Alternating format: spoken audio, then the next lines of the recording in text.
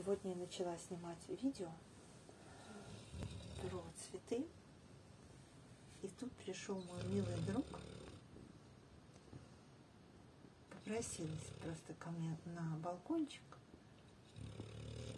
Легла. И вот под такой милый храп я должна была снимать видео. Вы понимаете, да? Просто у меня идет выбор. Или сон моего любимого питомца, или видео. Я думаю, что видео подождут.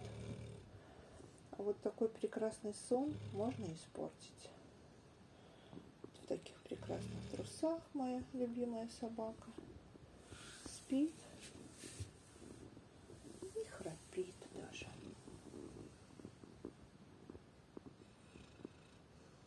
Сейчас немножко потише.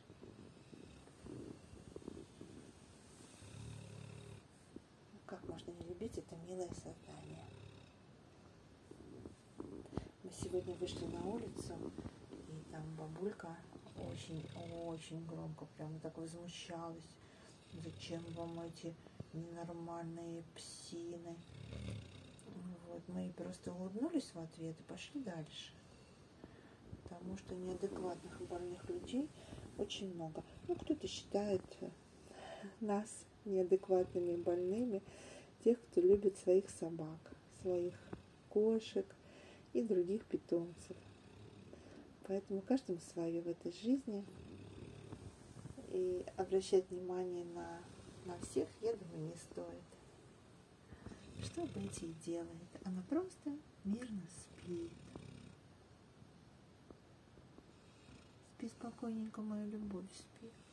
Спи, я не буду нарушать твой сон, твой покой. Всем хорошего дня, хорошего настроения и меньше обращайте внимание на то, что вам говорят.